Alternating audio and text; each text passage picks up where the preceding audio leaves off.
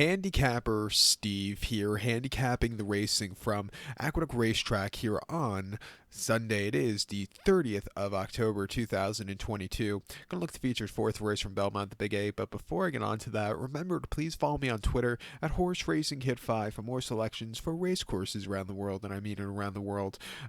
It's Empire Classic, Empire New York Showcase Day from Aqueduct.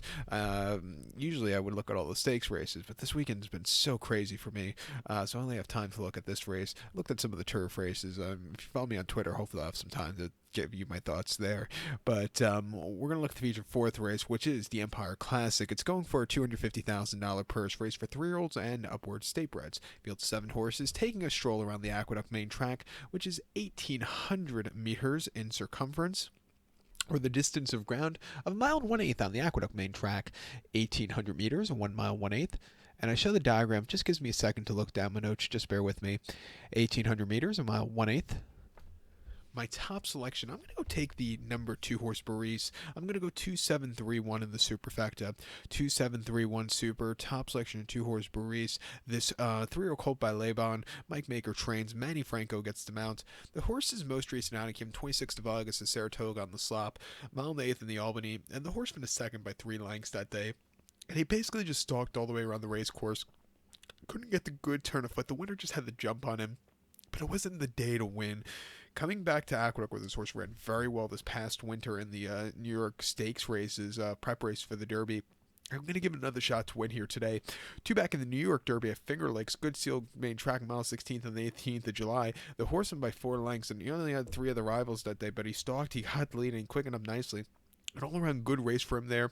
And then before that, in the Ohio Derby at Thistle, mile 1/8 on the 25th of June, he finished 4th by 7 3/4 lengths that day, and he just never really got into it. He was just very, very flat. Probably needed the race first start back to a mile 1/8. And then before then, the New York Stallions here at Aqueduct on 23rd of April, going 6.5. He finished 3rd by 6.5 lengths that day. He was just a little bit wide and just never really showed up there. It was a quick turnaround from the race 4, which was the Wood Memorial over the mile 1/8, where he finished 5th by 5 1/4 lengths, breaking from 8 of 8. He just never really showed up.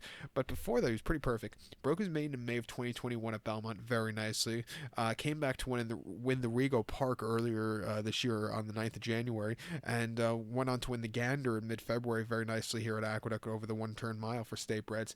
When they took him to open competition, he wasn't really running his best races, but back to stakes company, I think he could really run a good race here today. His workouts have been very nicely done on the Belmont training track, so we'll take him at 3-1. I think the 7-horse Brooklyn Strong is your wise guy horse. Best to be remembered by winning the